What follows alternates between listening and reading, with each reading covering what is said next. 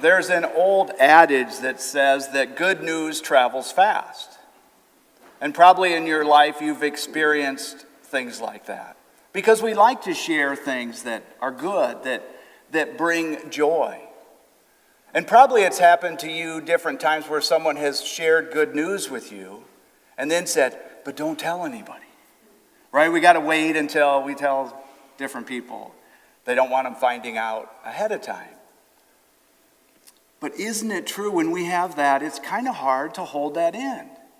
It's kind of hard to contain it. We're almost tempted to tell because we want to share that joy. In our gospel, we hear about this man who's inflicted with a terrible disease. And he approaches Jesus. Now keep in mind that would have been absolutely prohibited during that time. Someone with leprosy, we heard about it in the first reading, had to stay clear of anybody who was not infected. So I believe that Jesus likely drew him to himself. That's why the man had confidence that he could come forward in faith. He kneels down before Jesus and he begs him, if you will it, I can be made clean. And what does Jesus do? He does something even stranger. He touches the man. Again, remember what they believed about leprosy. That it was a terrible, incurable disease. And that you could get it instantaneously by being in contact with someone who has it. And Jesus touches him. Through that man's faith and Jesus' touch, through that encounter, that man is cleansed. He's made whole. He's healed. And then not surprisingly, right, he can't help it. He's got to share this good news with others. He's been given a great gift, and he knows it. And he was obviously pretty effective because it made it so that Jesus couldn't enter the town openly. It's almost as if this man who was on the outskirts, and then Jesus heals him, and then he's back within the community, that Jesus takes this man's place. Maybe something to ponder as we begin the Lenten season. But he spreads the good news of Jesus. He's on a mission. Again, he's clearly a good evangelist. People know more about who Jesus is because of his sharing. So you may be thinking to yourself, well, that's all fine and good, but what does that have to do with me? What does that have to do with us? Well, isn't it true that we also have encounters with Jesus? One of the most concrete examples will happen in a little bit. When Jesus draws us, when we come forward to receive the Eucharist.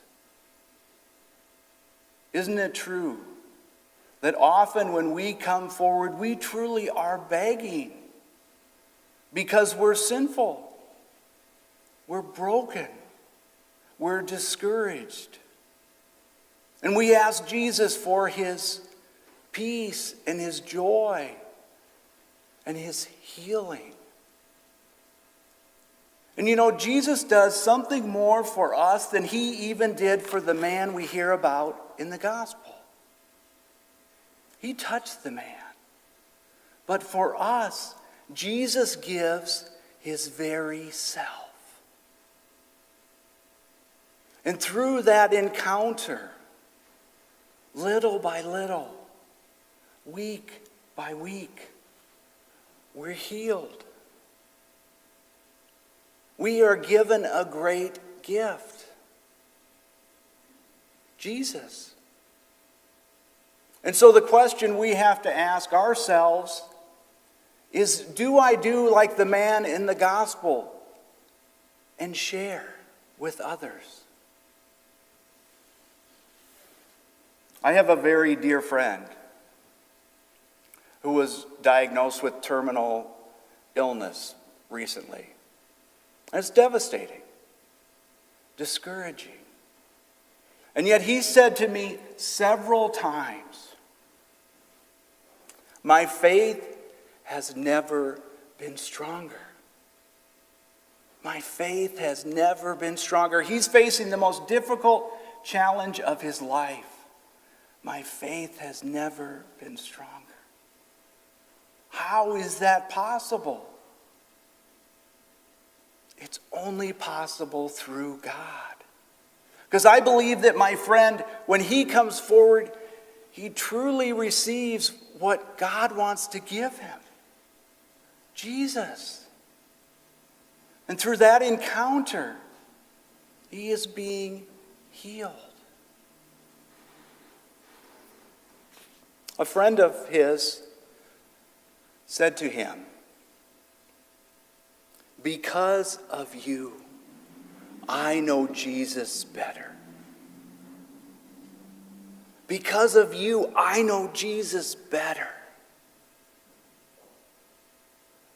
Folks, at the end of our days, if the people around us say, "Because of you, I know Jesus better," our mission has been successful.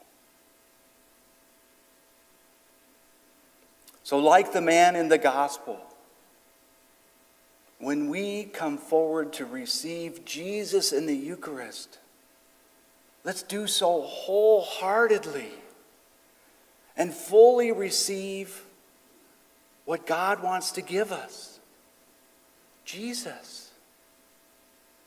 And then be willing to share Jesus with others.